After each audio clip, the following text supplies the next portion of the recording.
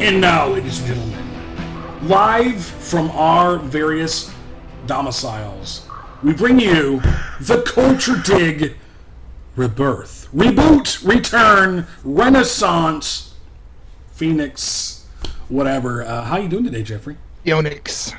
I'm doing okay. As usual. Okay as usual? Okay. Well, all right. As okay as usual. Well, as good as usual. As good as you. Okay. You were static. Awesome. Well, it's been a while. It's been a while since we've done. It's been a while since we've done some culture digging. Mm-hmm. I reopened up our SoundCloud account, and I think 2016 was our last recording.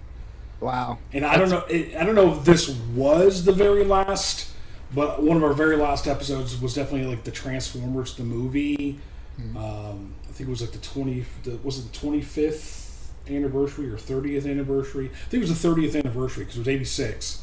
So yeah, it was the 30th anniversary. Blu-ray came out, and we talked Transformers. Mm-hmm. That's how long it's been. Wow, long enough that I'm probably gonna have to redo all the iTunes stuff. Well, I don't know anything about the iTunes, but I do try to take care of some of the other thingamabobbers, and including the SoundCloud. But yes, for those of you who are finding us now for the first time or rediscovering us after our very, very long welcome and welcome back, or semi-retirement. I don't know. We had a lot going on in life.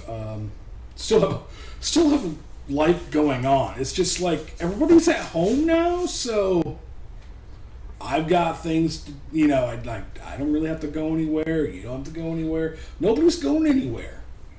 Nope. And of course, in one of our outtakes, my wife just walked up behind me and put me in a headlock and made me. You'll see that later. Apparently, you're going to see it later. That's wonderful. Oh God damn it, Jeffrey. Okay. Anyway, so hey, that was comedy gold. That was comedy gold, man. It's comedy gold. So one of the reasons why we wanted to come back and do this, aside from entertaining ourselves, is because we are living in unprecedented times. Jeffrey, I think the world's going to hell in a handbasket. A little bit. Yeah, we were talking about the redneck apocalypse earlier. Yes, the redneck apocalypse, and I would argue that we no longer that the coronavirus pandemic has taught me to fear the redneck apocalypse less. For those of you who are I know I'm still pretty afraid. The redneck apocalypse is because people who are the Fox News crowd are going to be the more generally equipped to deal with something like a zombie outbreak, that they would be the ones to survive and inherit the earth. But after dealing with all the rubbish put out there by right-wing media, that I don't think that's going to be the case. I argued that, like Jeff was arguing with me, but I say that the rednecks are going to be going out on the side of the street trying to play House of the Dead video game, but real lifestyle, and then just get mauled by hordes of zombies. No, that's the zombie apocalypse. I'm talking about the redneck apocalypse, where it's the rednecks you have to worry about. Well, they have all the guns, and they love talking about. But that's what I'm saying. I don't think we have to fear them as much, because they're just going to Darwin themselves out of existence. I only worry about them making life miserable for everyone for a few months. I don't think they'll actually win. Okay.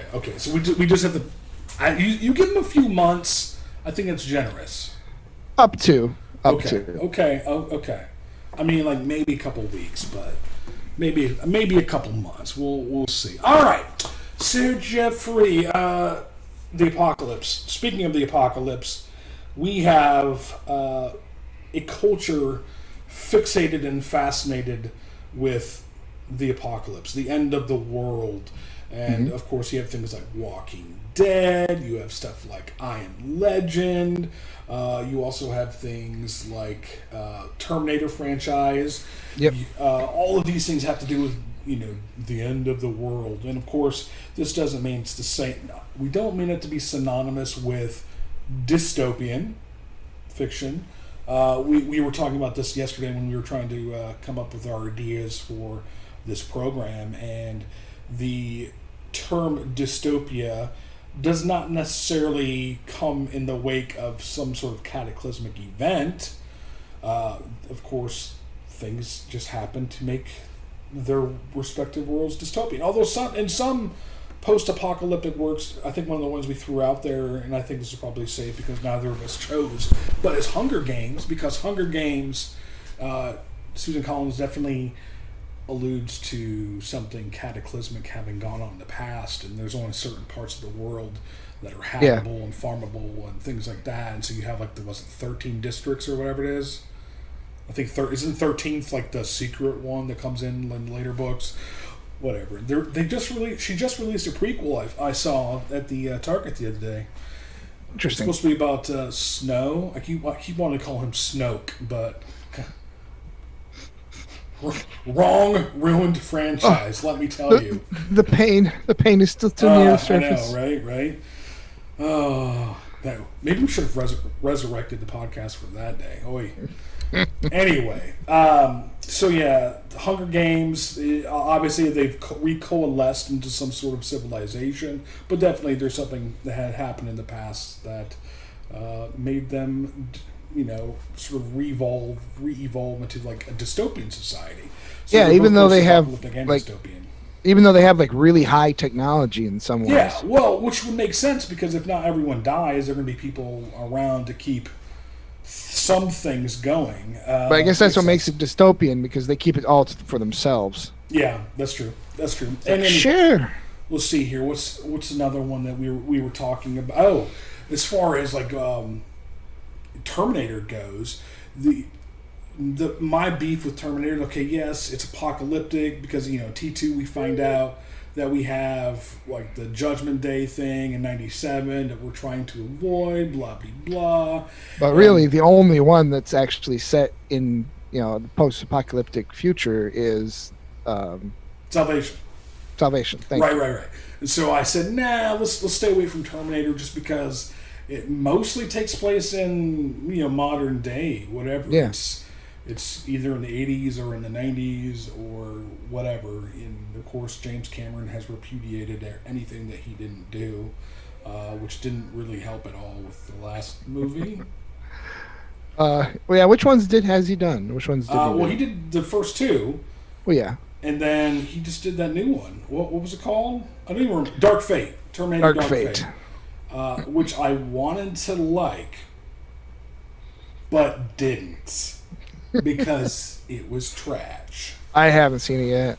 Oh, well, don't. I think your last Terminator we actually talked about in the Culture Dig episode, was Genesis. And Genesis wasn't good by any stretch, but it was all right. It was all okay. Right. It was obviously inferior, just as number 3 was obviously inferior. I think if Genesis had been just not associated with it, and they had rewritten it in such a way to make it not Terminator, it actually would have been an okay movie. But as it was, no, it just doesn't work. Anyway, okay, so we're talking about apocalyptic movies, not dystopia. We'll save dystopia for a different day. How about that? Well, kind of. Yeah, I know. I looked at your list, even though I told you I wanted you to be surprised, so I have to swear at you and be less angry now because I've already looked at it and I've already been, I'm like, God damn it. I tried to explain. All right, you know what? I want to hear your explanation. So, without further ado, Jeffrey, you have a favorite story, fiction, movies we counted, shows we counted, it could be comic books, it could be, of course, novels, it could be video games, it could even be video games. There's some good mythology out there, post-apocalyptic type stuff within a multitude of media. The Last of Us. Yeah, that's one of them. And I bought the game, and because I get motion sickness at the drop of a hat, I've played probably 30 minutes of it. So I got used to it eventually. I can't. Ain't no getting used to it for me, man. Anyway, so Jeffrey, start us out. What is your... Wait, do you want to do your honorable mentions first, or do you want to save them for last? I have an emergency, not an honorable. Uh, I have an emergency mention. So you have a couple. You want me to throw my honorable mentions then? Sure. Okay. Well, if that's the case, I'm going to share my screen. Damn it. Okay. So everybody at home can play along. Dun, dun, dun. Hopefully not gonna. Oh, you just I think some people just. Oh! I forgot I did this. Look at me. Look at me. I know. I wanted to see that. Of course, we have the Bruce Campbell. Is he really the king of the apocalypse? Wait. When you say you wanted to see that, what that are you talking about? I'm talking about the end of Ash versus Evil Dead. Wait, you haven't watched it? No. I wanted to see the next Oh, season. you wanted to see? Oh. In this far-flung dystopian It future. basically sort of like it Apocalyptic ends future. almost like the original ending of Army of Darkness was supposed to have ended or something. Apparently Yeah. the studio was like, nah, we don't You like can- the Rip Van Winkle shit. And But you can find it online and watch it on YouTube. well, yeah, and it's included as, if you own the DVDs, it's also included as an extra, but it's not the end, which is fine because of what they did later on with the show and whatnot. It probably would have, it worked out. Of course, have you ever had the pleasure of watching Mind Warp? Nope. Oh, buddy, you're missing out. I haven't even seen Bubba Hotep. You're supposed to show me Bubba Hotep sometime. Wait a second, you've not seen Bubba Hotep? Nope.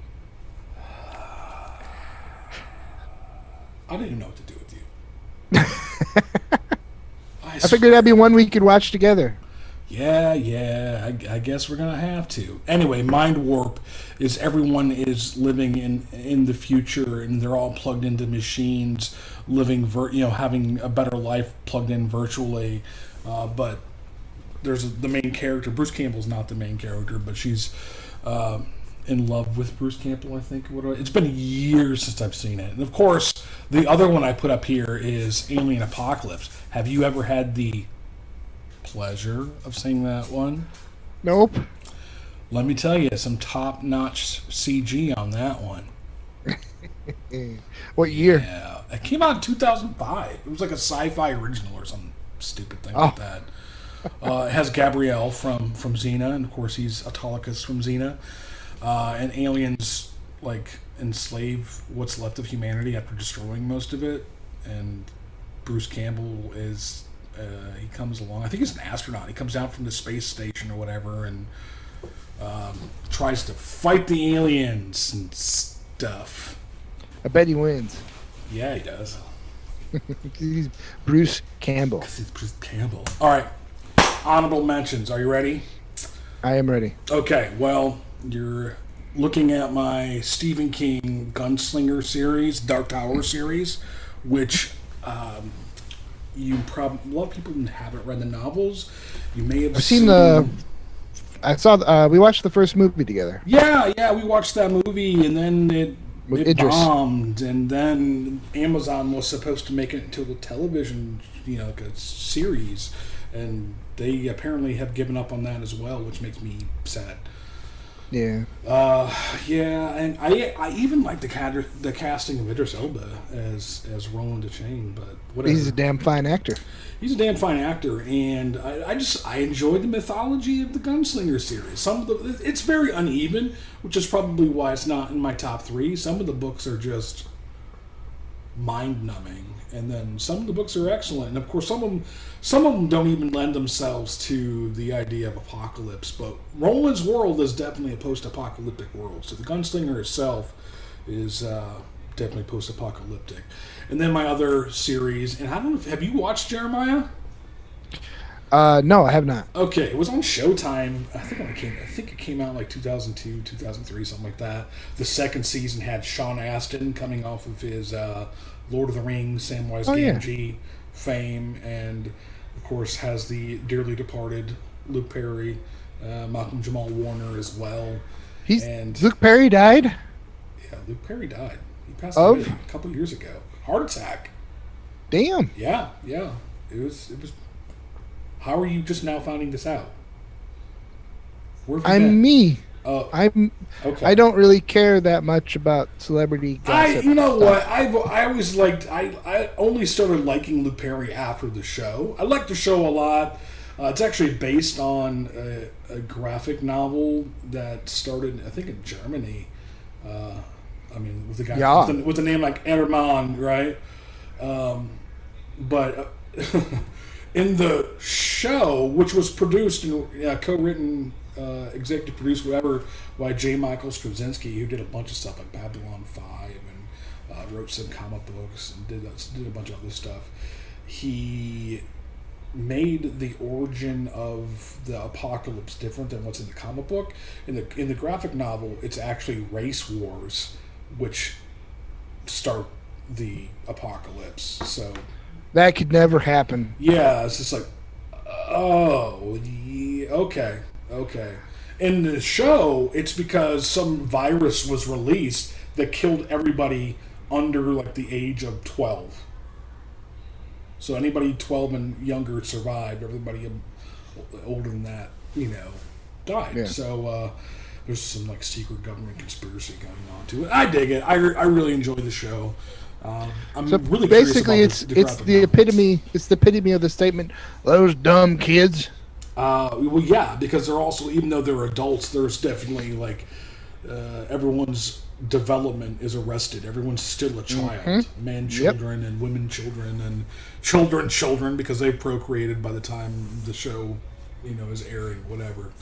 But anyway, it's cool. All right, Jeff, go for it. What? Give us your number 3 choice. Well, as you may know, I didn't rank them. I picked one book, one TV show, and one movie. Because I'm me. How very selective of you. I just picked my favorites. Period. That would have been hard for me. Well, I didn't say it was easily, but there are definitely some of these things I like more than others. But go ahead. Number 3. Well, let's just start in no particular order with the book series called The Demon Cycle.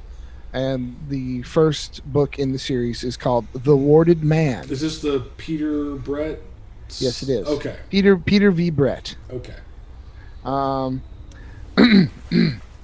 Channeling the Fontaine. Do it. In a world, for hundreds of years, the demons have terrorized the night, slowly culling the human herd and settlers behind magical wards, symbols of power, whose origins are lost in myth and whose protection is terrifyingly fragile. It was not always this way. Once, men and women battled the Corlings on equal terms, but those days are gone. Night by night, the demons grow stronger, while human numbers dwindle under their relentless assault. Now, with hope for the future fading, 3 young survivors of vicious demon attacks will dare the impossible, stepping beyond the crumbling safety of the wards to risk everything in a desperate quest to regain the secrets of the past. Together, they will stand against the night. Ooh. Okay, why do you like this one? What's the attraction for you? It's quite different. There, you learn in the first book, it seems like the time setting is, let me see, just like maybe a little bit before the development and really the use of muskets and things. Okay. That's where you think by the beginning of the book where the timeline is. But in reality, if this is even Earth, I think it's an alternate Earth too. Mm-hmm. But in reality, it's past high technology point. It has regressed. They beat back the demons, and then it became kind of myth, and legend. Oh yeah, demons, yeah, whatever. But then the Corlings, or the demons are called Corlings, were biding their time and regaining their strength and kind of waiting for the human memory of them to fade. And even though by the time they attacked again, we had like nuclear weapons and guns and basically modern day, we had no protection against them because the knowledge of the wards was mostly lost. Only a few wards of protection remained. There were no they lost all the offensive wards, so they could protect themselves, but it was really nearly impossible to kill them. And the humans even nuked a lot of their cities in attempts to kill the Corlings, and it just set them back to like an agrarian 1700 style living. Okay. But like interspersed throughout, like some of the noblemen and kings, they have what they call electrics. They call them electrics, which some of them have like lights and things, like electric lights and slightly power generation. And so yeah, it's really every once in a while this kind of more modern technology will just pop up out of nowhere from the mists of time.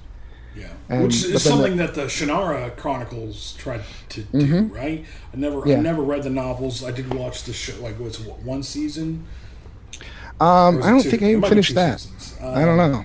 Anyway, but it has like it's definitely fantasy and magic, but it definitely has these allusions to bygone days. And I think in the show they go somewhere and it's like the Space Needles in the background. You see like old rusted up like pickup trucks. I saw a slug bug. A slug bug. Okay. Yep. Yeah. So Volkswagen. Does the warded man, the demon cycle, sort of compare to that? Only rarely do they come across some old structure that's still standing, because it's been hundreds, if not even not around 1,000 or a couple of thousand years since the Corlings came back. So people go out from time to time and risk the Corlings to try to find stuff to bring back and sell, but most of the good stuff's already been found. So okay, I will say that I did try to read the first book and I got bored with it. It starts off a little slow. There's a lot of meet and greet. Yeah, because there's like three main characters in the first book. Okay.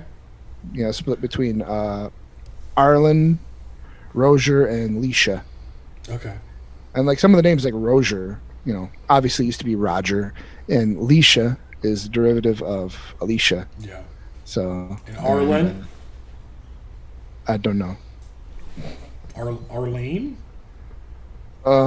He's a dude, but sure. Oh, come on! In Future Man, we learned that in the future they have like the men have women's name and the women's have men's names. And like Seth Rogen's name was like Loretta or something like that in Future Man. I still need to finish Futterman. You haven't finished Futterman yet? Future Man? No, I'm a bad nerd. All right. Well, the third and final season it has a lot of Seth Rogen, my voice twin. Well, anyways, in the first Warded Man, I don't know how much detail we're going to go into, like how much spoilerage. I wouldn't go a whole lot, just kind of general gist. Well, Arlen eventually he runs away from home. He's actually a really, really good warder. He's actually better at drawing the wards and maintaining the wards around his father's farm than his father is. Mm-hmm. And his father kind of does an act that he considers cowardly, and basically the mom dies, because all heroes have to have at least one dead parent. The hero's journey, of course. So he blames his dad for letting his mom die, and so he takes off. And he tries to draw the wards in the dirt around him when the first night comes, because the Corlings, they mostly come at night. Actually, they always come at night, because the sun will kill them, because they're demons. Okay. And stuff. So he tries to draw the wards by hand, and he does a good job. But there's a saying about something like wards drawn in dirt are barely wards at all, something like that, because one of the demons scares a rabbit, and a rabbit comes charging in and scuffs one of the wards. And there's this like 12-foot tall rock demon. Yeah, the demons are all like, there's rock demons and there's wood demons, and they look kind of like the wood demons look like they're kind of gnarled, barky tree type creatures. Like imagine Ents that were like evil, like pure evil. Okay. And basically big rock demons, and they have sand demons and wind demons, and it's kind of like somebody liked the idea of Avatar but wanted to make all the users evil. Wind, water, so he does as quickly as he can. He marks in the dirt to fix the ward, but the demon realizes, the rock demon that's been pounding at the wards to try to get in, that he's been making fun of this whole time, because he's like 11, 12. He's defying the knights, and the rock demon realizes that the bunny has kept the ward, so it descends and starts to sink claws in his back while he's fixing the ward that is screwed up, and it cuts the demon's arm off when it flickers back in, and the demon becomes known as One Arm and follows him for years, trying to kill him. Okay. And so that becomes part of the books as well. All right, cool. Is that as far as you want me to go? Probably. I mean, that. Okay. Hey, that's plenty. It got me farther than I read anyway. It's a good series. Like I said, there's a lot of meet and greet because, like I said, they introduce Roger, they introduce Alicia, and they introduce Arwen. Okay. Cool. So that's your number 3, aka 1C. That's my book. Gotcha. Okay. My next one going. Bum bum bum. Did I Bruce can't? All right. My number 3 is the Matrix series. Hey, why don't you leave it like this so I can have a place to put pictures of my stuff up there or something? I don't know. I'll figure it out. So yeah, my number 3 is the Matrix series. Of course, hot on the scene in April of 1999, portraying a movie within a movie within a movie. Sort of like that. It's Keanu Reeves. He's just a normal schlub, dissatisfied with life as he is experiencing it. He's searching the internet at night. It's sort of funny to think of 1999 and hackers and the dark web or something like that. But even back then, of course, I mean that's 21 years ago. Even back then, apparently it was already there, right? We're so old. Oh well, yeah. It's what's the rule about, like, if it exists, there's porn? Rule 36. Is that it? I don't know, okay. But it is true though. Well, no, I learned. Okay, this is what makes our show so great, right? Story time. Did I tell you this story before about my rule? It's 36? possible. It's possible, but go ahead. Okay, so back in the day, in college, right? I was in the college library, bored, waiting for like a girlfriend to finish something, yada yada yada. I'm like, you know what? This would have been like 1997, the early days of the internet as we know it. So I'm like, you know what? I'll look up to see if there's any cool Transformers stuff. Of course, Transformers G1, right? That's one of my jams. And so I looked up, found this one website. I'm like, okay, that's cool. Went to this other website, and of course, this is during the days of dial-up. There's no. Well, it just took everything forever to load. Ever. Oh yeah. Okay.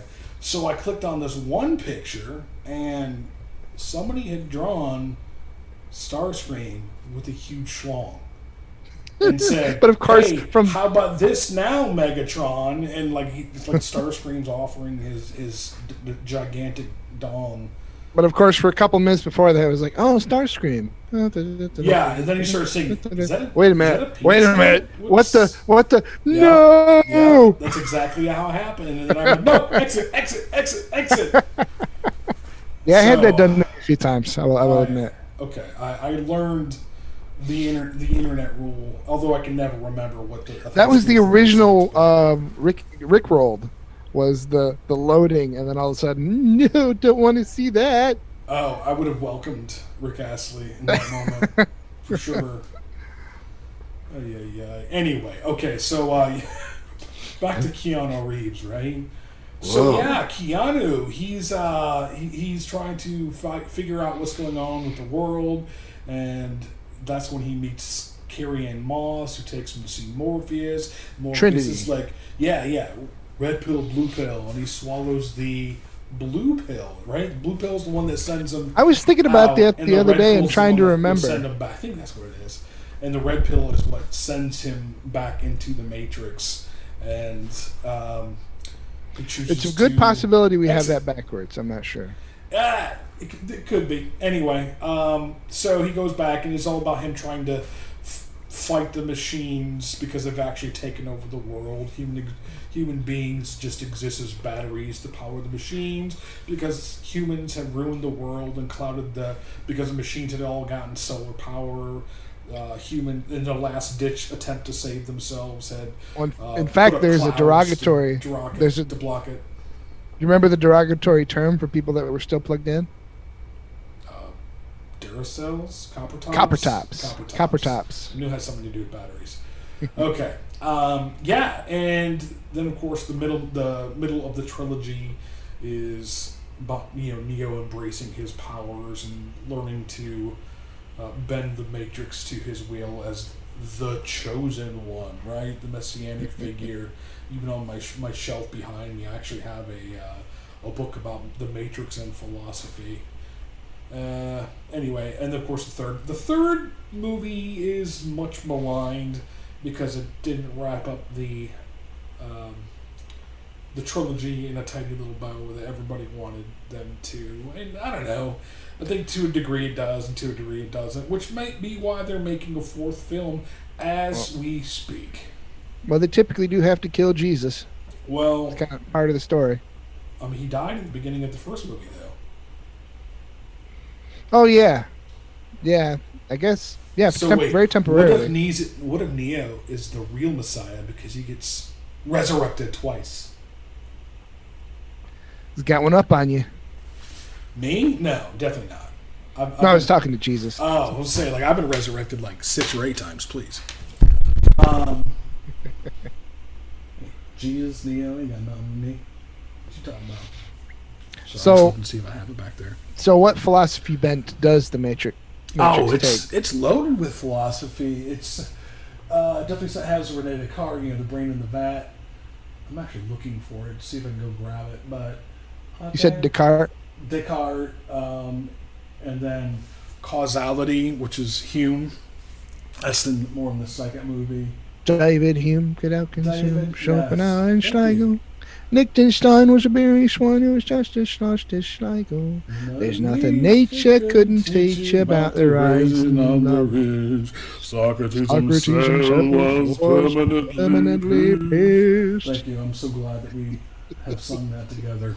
Anyway, I keep looking around. I'm not finding it. But yes, it's definitely loaded with things. I'm sort of curious on how the Wachowski sisters are going to pull that off for this fourth film. I know that when I was in San Francisco back in February, in the early days of the virus, so long ago, there were actually some parts of town that were closed off for filming for the movie.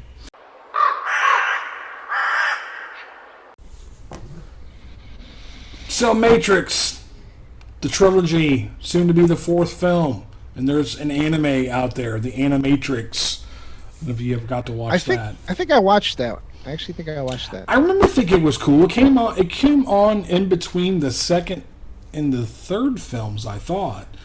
Oh no, wait! I watched some animated Terminator thing. Oh, okay. Well, if you are ready to go to your number 2, good sir, let's go ahead and move this right along.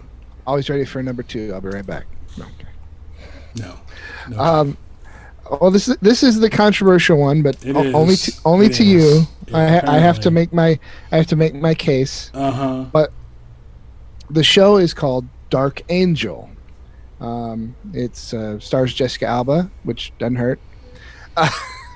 But also it has one of the probably more realistic apocalyptic stories that could happen that most people just don't even think about. So you're saying it takes sort of that Hunger Games bend where there was an apocalypse, but people were able to sustain themselves anyway. I think it's 10 years later. Oh, a mere 10 years. Okay. In 2009, and there is some like goofy super soldier stuff too, but hey, it's sci-fi. Of course. In 2009, a genetically enhanced 9-year-old female super soldier designated as X5452 escapes along with 11 others from a U.S. government institution codenamed Manticore, where they were born, raised, and trained to be soldiers and assassins.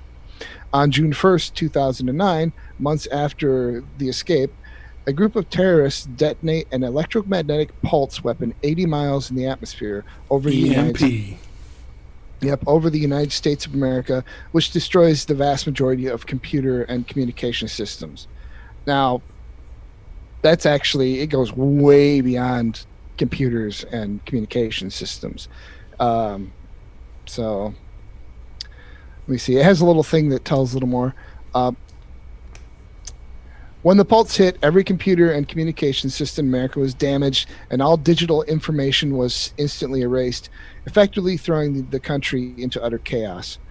Hours after the electricity went down, everyone in the country panicked when it was realized that there was no immediate solution to the problem. Does any of this sound familiar? No immediate solution to the problem? Yeah. Yeah, that's kind of like what we're going through right now. Yeah. And many were reduced to almost barbaric methods to ensure their survival.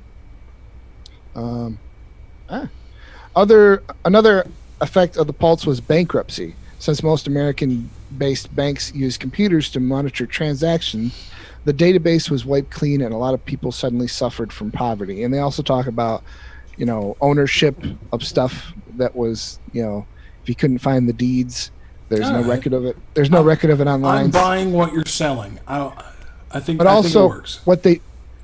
What they don't talk about is I looked into more of what would actually happen. Basically, any car after the 60s just wouldn't work. They'd be dead. Why the 60s? I thought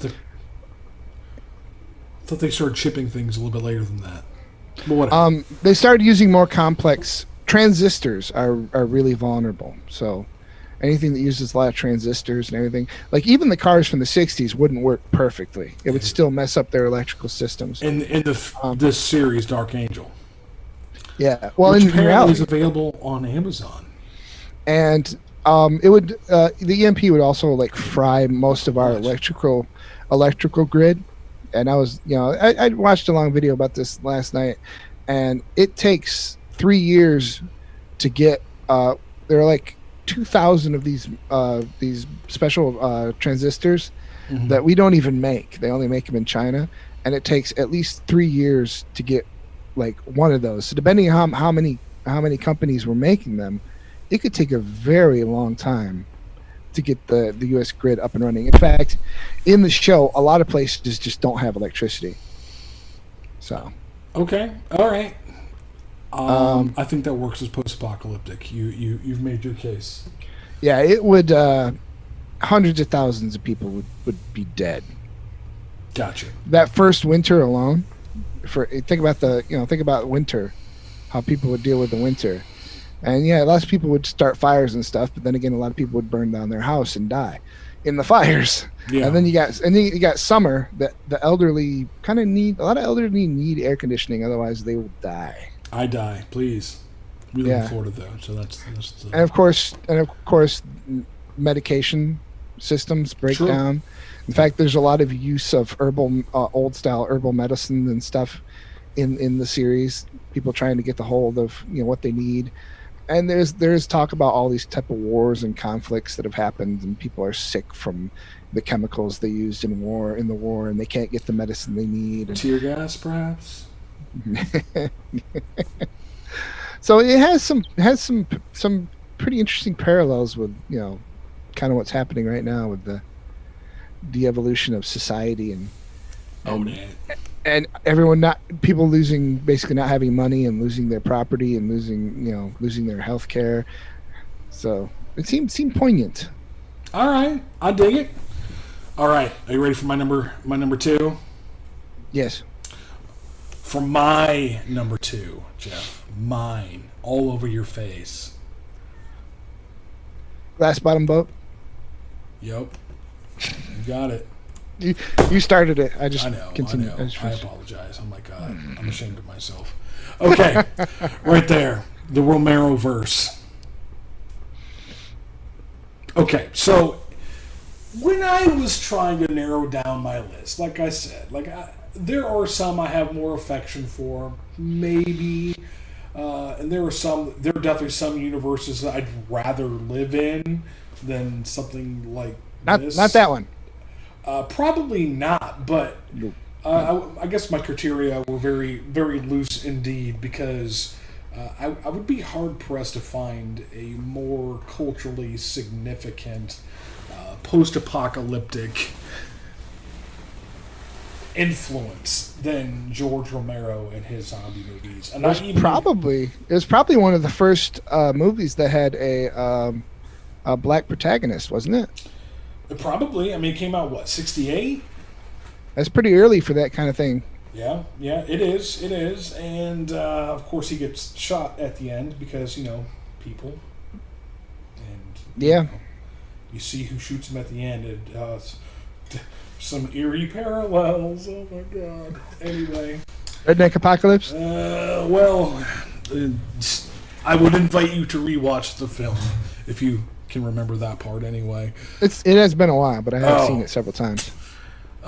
Yeah, it's a vigilante group. They're coming to get you, Barbara. They're coming to get you, Barbara. It's the worst line in the whole damn film, but unfortunately, it's like the only one that everyone ever remembers. Of course, it's been remade like 4 times because I don't know if you realize this, but the original film is public domain. Nobody owns Night of the Living Dead, so it's in the public domain, and people remake it and make it crappier. We could actually watch that and do it. We could do a commentary. We could do a riff tracks, whatever, Mystery Science Theater. Anyway, he made Dawn of the Dead in the 70s. That was remade in 2004. Of course, it's a very different kind of take on zombies. I shouldn't say very different, but they're fast zombies. Yeah. Everything else that Romero does is slow zombies. He did Day of the Dead in the 80s. He did Land of the Dead in 2000 and... God, was that 2005? I actually liked that one. I saw that one in the theater when it came out, when I still lived in San Francisco, and I don't know. I don't know if I liked the idea of the zombies evolving, just because how much science can there be in a world like this anyway, right? But I thought it was kind of sweet that the couple was still like holding hands. Oh, well, yeah. You still in the beginning of the Land of the Dead movie, you still had somebody trying to play a tuba or whatever it was. It's like people went. I guess that's the premise of the second film too. The one guy still wanted to pump gas. Yeah. People still just wanted it to be like their old selves and go back to normal. Oh, sort of eerie. Well, familiar. Day of the Dead. They had the one that they trained. Yeah, right. Isn't that the one? Yeah, they did. What was his name? I don't remember. Bad nerd. Me too, though. Oh well, whatever. You're supposed to have one. Well, you're supposed to have one of those. What do they call them? Memories. Well, you're supposed to have one of those. If I sat long enough and thought about it, I'm sure I could. But honestly, in all honesty, I've probably seen the 2004 Dawn of the Dead remake more times than all of these combined. Honestly, it's easily more times because that's just. I think the first time I watched it was at your house. Really? Well, James Gunn. even though Zack Snyder, he of Justice League fame. He directed the film. It was actually written by James Gunn, he of Guardians of the Galaxy fame, and it's a smart script. I enjoy it, and there are moments, and some people are like, "Oh, Shaun." The thing is, that there would be no Walking Dead, there would be no Shaun of the Dead, there would be none of the zombie movies that World War Z, whatever, without the Romero verse happening first. So, post-apocalyptic. That's my number 2. So, go watch Shaun of the Dead. Well, I haven't seen it. I would say go watch Dawn of the Dead, 2004, but but then watch Shaun of the Dead. Why is everybody so obsessed with that movie? Like, it's okay. It's all right. You like it. It's all right. You like Shaun of the Dead. It's all right. It's not my go-to zombie movie by any stretch. It's not your goat. Nope. No, it is not. So, Jeffrey, dear Jeffrey, what is your final pick for the post-apocalypse extravaganza? Well, this is the one I was worried we might overlap with. Yes. So I do have a backup, just in case. 1968's Planet of the Apes. Well, it's a funny thing you should mention that, Jeffrey, because in fact, that is my choice as well. I figured as much. Yeah. Don't act like you knew. You didn't know. You don't know me. This is the only. I only picked a secondary on the movie.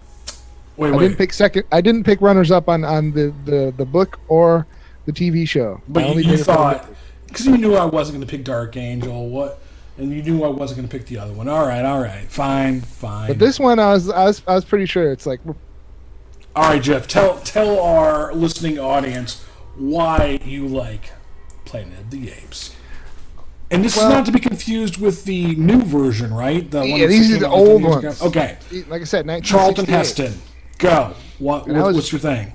Well, I was born in '77, so I've been watching these movies for as long as I can remember, because it was one of those movies that my dad and I would watch every time we saw it was on. Mm-hmm. And so many a night we stayed up late while everyone else was asleep, watching the Planet of the Apes. So it was a good bonding moment with my dad. Oh, okay. So, what about the ape apocalypse? Well, I guess for a little bit, since we're both choosing this one as our top slot. A little background is an astronaut, Charlton Heston, with two other guys. They land on this wasteland of a planet because of an emergency. There's a fourth astronaut, but there's a woman who had died because her cryo chamber broke in the voyage or whatever. Who Charlton Heston was kind of creeping on. Yeah, and one of the last things he does before exiting is he sees the year or the distance, and he's going, and then he gets out of the capsule, whatever, and the three guys. Were they heading towards Proxima Centauri? Proxima Centauri? I think that does sound relatively familiar, which is funny because that actually might be where some of our first stuff goes. Extra. What's the closest? Yeah. So. Well, also I think they've recently found some things that might be going on there. We might have been watching the same videos. Right, probably. Well, no, because I don't usually watch the videos. I just read the articles. Anyway, so he goes with his two buddies. Yeah, right. Does anybody actually read? I thought they don't even do porn anymore. Really? I remember reading somewhere some years ago they stopped doing porn. Maybe they do it again. And the point is? So everybody would have to read the articles? I guess. Oh. Okay, so these astronauts, they're going through the wasteland. They get to the edge, and they see that there's a waterfall, and they decide to take they go skinny dipping. Mm-hmm. And funny thing, I think it was either that or A Man Called Horse was my mom's first seeing a naked dude other than in person. Was she like, Dave, that man's hanging dong? Was she like that? Yeah. How do you? She blushed. Why are you privy to this information? Inflammation of the brain. Yeah. I don't know. My parents and I have always been quite open about such things. She was like, Jeff, my mom had. Jeff, know my mom. That's the first dong I ever saw hung in cinema history. You're like, all right, Mom. Well, you know my mom. She has a good sense of humor. She does. She's a funny goofy lady. Sense of humor. She's a funny lady. Okay, so anyway, back to the story. Some people steal their clothes. They find that they're humans. They get dressed up in these rags, basically. Yeah. They go traipsing through a field, and then one of the astronauts gets shot right off the bat. Well, they get ambushed. Yeah, and you hear and herded. And all of a sudden, there's a gorilla on a horse. Yes. And you're like, what the hell? And then Charlton Heston's character gets like shot, but it only grazes his throat, so he can't speak for a while during the movie. He can only like motion, and people think he's monkey see, human do. Human see, human do. Yeah. Yeah, and then of course the other astronaut is captured, and he's lobotomized because he can speak right away. They're like, I think he falls and hits his head. If I'm remembering correctly. Oh no, they lobotomized because Charlton Heston is like, you lobotomized him. So maybe he did, but yeah. I don't. The last time we were watching it, I think I noticed that somebody either hit him in the head or he falls and hits his head. Well, either way, he was captured. Yeah. And anyway, so by the time you mentioned the one guy that was taxidermied in the museum. Yes, he gets taxidermied and That's stuffed creepy. in a natural history museum earlier. Yeah, so that's it. And of course, there are the extra films, which I've put on this little slide or whatever. But you've got the second one's Beneath the Planet of the Apes. The third one is Escape from the Planet of the Apes. Because I don't know, I don't like to play spoilers, but there's something that happens at the end of Beneath the Planet of the Apes that requires Cornelius and Zira to escape from the Planet of the Apes. That's why the third movie is called Escape from the Planet of the Apes. And then, of course, the fourth one we're talking about with the Caesar being the offspring of Cornelius and Zira, and the deaths of the pets. The cats and dog plague. The cat and dog plague. And then, of course, this has always sort of bothered me about that movie, Jeff. So according to the film, it's like an opening blurb. Like in 1992, all cats and dogs die of some virus, and then they're like, "Let's adopt apes as our new pets." And then like the very first scene is like apes serving humans, and like we don't have cats and dogs so they can like serve us food and pour us beer and stuff, right? Like we kind of do the opposite to them. In all honesty, if we could teach them to wash their hands and they could do that, that would be awesome. Like, hey, where's my beer, you damn dirty cat? It's like, hey, Galen, make me dinner. Yeah, my cat's over here. She's gonna yell at me. Which one? The only one that's a she. Oh, that's true. Beth. Hey, Beth. Go make me dinner, cat. There, go back to your. She sits in the office all day, every day, all day. Workaholic. She's a workaholic. Yes. Oh my God. That's right, Beth. You're rendered obsolete by the apes. Whatever. Those damn thumbs. Yep. Anyway, so that's something you've always complained about is the disposition of the different species of. Yeah, the different species of apes. Yeah, as far as like chimpanzees versus orangutans versus gorillas, like the gorillas are like the warmongering, violent types, and then the chimpanzees are the peace-loving, pacifist, hippie scientists, and then the orangutans are kind of like straddling the two. They're bureaucrats and scientists. Unless the chimps actually came from the bonobo species. That's not but very then, likely. But then Cornelius and Zero would probably just sit around and masturbate all day. Yeah, they'd rub up against each other. That's true. So, but I have a theory of why the gorillas became angry. As they became sentient. Okay, what? Because they realized how small their penises were. I mean, is it compared to like orangutan penises, chimpanzee penises? I mean, what's the point of comparison here, Jeffrey? I think they are the least hung of all the primates. They're the least hung of the primates. Except for maybe, Tiny Hands himself. Oh.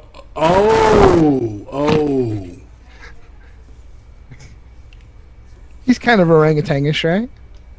He's definitely orange. He's definitely orange. Although, if we gave like an orangutan a buzzer and Trump a buzzer for playing Jeopardy, I'm pretty sure the orangutan would win by accident. But Trump would hit the thing every time and give the wrong answer. Yeah, probably. Oh my God! Anyway. That's our political humor. Yes, we're good for that. Well, that's all I have to say about our apocalypse. Do you have anything else to add? You gave your runners up earlier, so I will give my go runner-up. ahead and give us your runners up, sir. Wall-E. What? See, everybody likes that movie, but for me, it's kind of like down the list of my favorite Pixar movies. Why do you like Wall-E so much? Because it can almost be a silent movie. Yeah, and largely is. They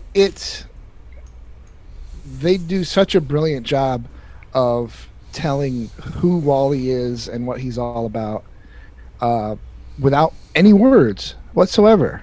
It's pretty interesting, those first few kind of introductory moments, showing his motivation, showing his quirks, that he wants this love thing that he has no real idea what it is, but he knows he wants it, and this kind of like being fascinated with humans, collecting all their junk, and and that he still likes fire and like Christmas lights. Yeah. He's still like, oh, pretty, and we're like, yeah, that's pretty. Okay. It's just an interesting, and how he learned to keep himself alive, by replacing his parts. Well, you see all the other Wall-E units are just kind of dead. He's gaining sentience. Yes. Okay. Basically, yeah. Yeah. Okay. What's your other one? That's it, isn't it? Oh, I thought you had two backups. I'm sorry. Nope. Just the one. Just the one, just in case. Okay, well, I guess that wraps up our apocalyptical... Our apocalyptic post. Our apocalyptical... Remember? Yes, the apocalyptic post, right. That's right. From back in the day. All right, Jeff, what's next? What else do you have on tap for us? Okay.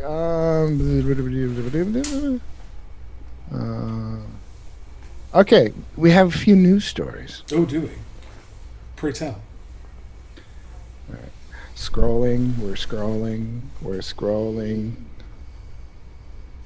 It's been a while, but it's time for Darwin Weeps. Yes!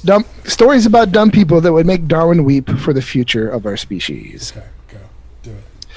Could you be mine? Won't you? Oh, sorry. I screwed it up. Damn it. Rusty. Could you buy mine? Would you buy mine? Won't you buy my meth? You sell meth, Jeff? No. Oh. Apparently, Mr. Rogers does. Mr. Rogers sells meth? Yeah, well, he's Craig William Rogers, 49 of Longmont, Colorado, is facing drug charges. The local police state that Mr. Rogers confessed to them that he was attempting to create a healthy meth substance with acai berries inside a meth lab in his garage. He's the next Walter White, right? Breaking Well, Bad. his partner did. He probably got the idea from putting cayenne in the meth. Okay. What was his partner's name? Jesse Pinkman. Yeah, he would put cayenne in the meth. Oh, to try to differentiate himself. Okay. Let me see. Longmont police officers said they received a tip, including pictures of the meth lab. Mr. Rogers was arrested on suspicion of possessing a controlled substance, possession of drug paraphernalia, and unlawful distribution, manufacturing, and dispensing of a controlled substance. A search conducted of Mr. Rogers' garage did not turn up any methamphetamine. However, investigators did find a berry-like substance inside the lab. Oh my, not berries. Longmont Deputy Sheriff Jeff Sater stated that there is no possible way to make healthy methamphetamine. No amount of meth is safe. Whether it has a berry in it or not, it is highly addictive and a life-destroying drug. Well, there is that. And like I said, there was no meth found in the garage, but investigators believe Mr. Rogers had the tools to make up to an ounce of meth a day, and they plan to test the duplex for meth contamination. Rogers is scheduled for a formal hearing in Boulder District, Colorado court, and was released on $15,000 bond. Oh wow! So he's free for now. Okay, well, this goes to show you that when you go searching for your twig and berries, don't bring your meth. Well, it's an interesting idea. I'm going to make healthy meth. I mean, Isn't like Ritalin or Adderall healthy meth? It kind of reminds me from D&D, the Staff of Healing, Uh, where if you were hurt, but you weren't hurt too bad, they would whack you with a stick of healing. If you were hurt too bad, that whack would kill you. it's the healing. It's the healing whack of love. But if you were hurt but not quite bad enough that whack would take away your last few hit points, it would heal you. Okay. Well. Healthy meth. All right. What do you got next for us, Jeffrey? This is a segment we call Headline Nerds. Okay. If you want to make it a segment, I don't know. Make like a leaf and split hydrogen and oxygen. Water splitting using catalysts and sunlight, called photocatalysis, has been a promising method of achieving solar hydrogen production for decades. However, most previous attempts only yielded an efficiency of 50% or less, thus highlighting the difficulty for real-world use. A catalyst needed to be designed with maximum photon use, with a minimum of hydrogen and oxygen merging back into water, process called recombination losses. The key to improving efficiency was strategic placement of the catalyst and preventing defects in the semiconductor. Did you get that? What I just said? I mean, I actually dumbed it down. Got it. I dumbed it down. This took a while. I just don't know how much you want me to comment on it. Well, it's an interesting idea. It is. And I didn't realize that when they were splitting the hydrogen and oxygen from the water, that sometimes they would you'd put in that energy and they would just recombine back into water. Mm-hmm. And so that's what they meant by recombination losses. Okay. And this is what they've been fighting. Tsuyoshi Takada of Shinshu University broke through new frontiers in power production by using aluminum-doped strontium titanate as a photocatalyst. They chose co-catalyst rhodium and chlorium oxide for hydrogen and cobalt oxide for oxygen. Then, by fine-tuning the catalyst and co-catalyst to engage in only desired reaction, this method led to a reaction with no recombination losses and near perfect efficiency, making solar hydrogen production scalable and economically viable for probably the first time ever. Yes, but how can we use it as a weapon? There you go. Hydrogen bombs, maybe. Backyard hydrogen bombs? Maybe. Okay. Maybe we can make some zeppelins. Maybe. Oh wait, maybe we better not joke about that, because like we're gonna post this and then like the NSA is gonna start knocking on our door. Just about making backyard hydrogen bombs. No, it's not. That. Come on, you have to say it. They're listening. Oh, yeah, of course not. I wouldn't even know how. You could probably tell that by listening to me speak. That's true. I mean, but maybe they could see me zoning out when you were reading that. Well, I don't think that guy's paying attention. Maybe I'm not. This is the last part. The study focused on the use of ultraviolet light, but hopes to use the whole visible light spectrum soon. This breakthrough has taken solar hydrogen fuel production from too good to be true to just a matter of time. And they're saying, oh, it only uses the ultraviolet. That's actually good, because I don't know if you know, but on cloudy days you can still get sunburn. That's true. Because the ultraviolet will punch through the clouds. Yes. So the whole what if it's cloudy thing that we live in Florida. We know better than that. Yeah, but the people always say, well, what if it's cloudy? The solar stuff doesn't work when it's cloudy. Apparently this would. Yeah, I'm saying it kind of does. It kind of does. Well, that's interesting, at least. Yeah, it's very hopeful. Yeah.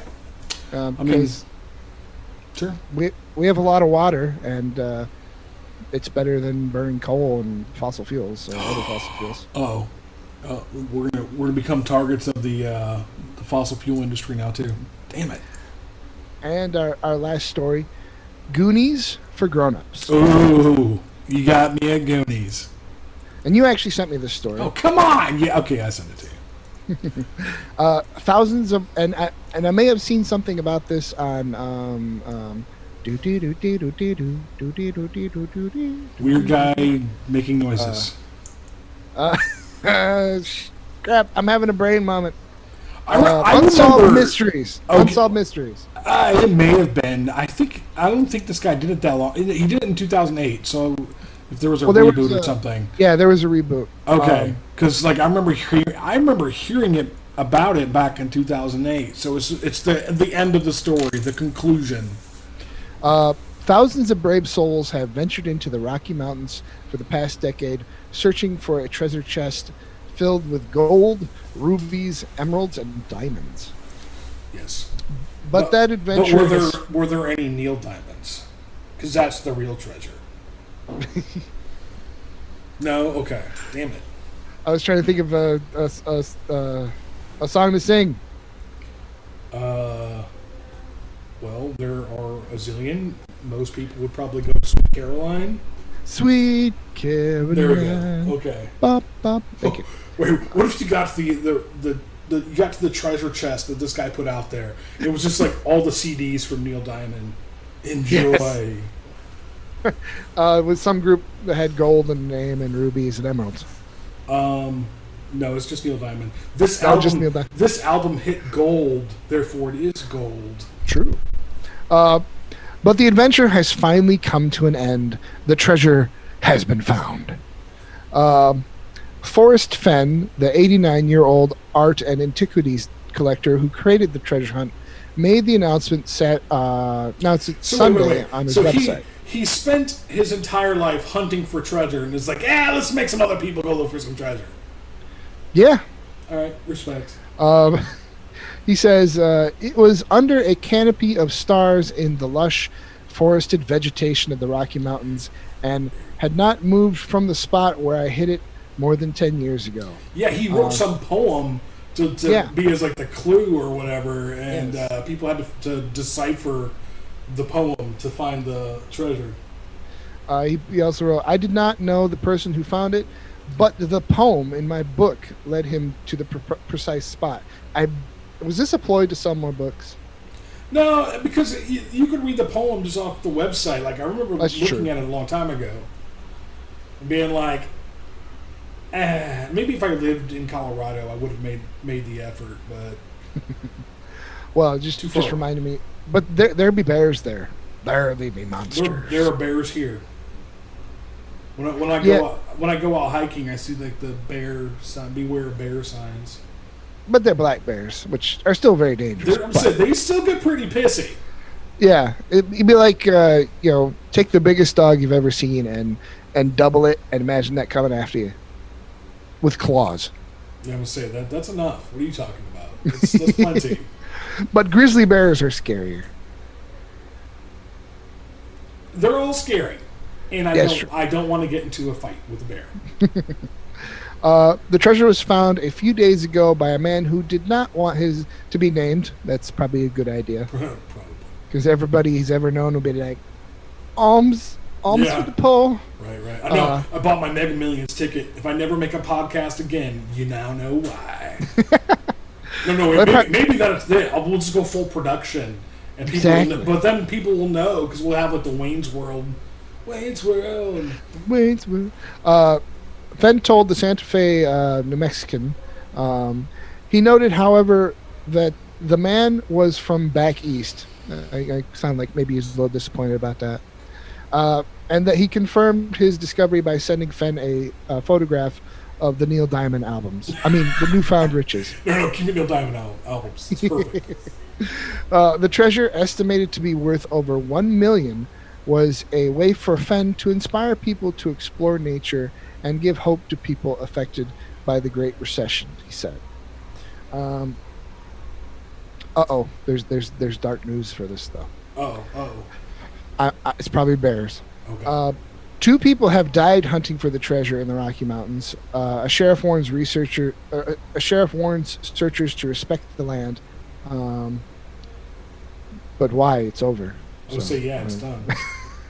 Don't look for treasure that's not there. Clues leading to the treasure's location were included in a 24-line poem published in Fenn's 2010 autobiography, the thrill of the chase. Because he's an expert treasure hunter. Fenn estimated that as many as 350,000 people from all over the world went hunting for the treasure. 350,000? That's a lot. He made a lot of people do stuff. Or maybe he's making that number up. It could be. It's a lot. It's probably a lot. How would you estimate that? People who emailed them and said, "Hey man, I'm going to look for the treasure." Here's my copy of the Neil Diamond album that I found in the wilderness. Some of those quit their jobs to fully dedicate their lives to the hunt, Oh and my some God. and like I said, some of those even died. Fenn says, "I congratulate the thousands of people who participated in the search, probably except for the dead too, and hope they will continue to be drawn to the promise of other discoveries." You're right. I mean, I'm fascinated by this because, I want to be a treasure hunter too, but I don't want it that bad. I don't want to go fight some bears for it. No. But this whole time in my brain, I keep hearing, "Professor, what's another name for pirate treasure?" "Oh, I think it's booty. Booty. Booty. That's what it is." But he wasn't a pirate. I know. Well, how do you know? He might have been a pirate. Okay. You just wanted to say booty, didn't you? It's how my Don't brain deny it! Yes, booty. Okay. Booty. I like the Beastie Boys. Okay. Well, Jeffrey, I think that is going to draw our reboot, rebirth, renaissance episode to a close. And we are planning on some more episodes coming at you soon. Any parting words, Jeffrey? I don't know how much Neil Gaiman I can read in that amount of time. Well, that doesn't have anything to do with parting words. Oh, well, I was giving a hint for next time. Oh. What do you call that, a teaser? It's a teaser? Yes. Little teaser? I'm a teaser. All right, so that's it. All right, well, yeah, we're done. So, right up on out of here, and we will see you again soon. Come back and see us again next time. And eventually we'll probably have something for people if they want to suggest topics. You say just topics? Suggest. Oh, that makes a lot more sense. We might not take your suggestion, but you can offer them. Maybe we should do a Patreon. Eventually. Maybe. All right, cool. All right, guys, take it easy. Bye. Adios. Bye.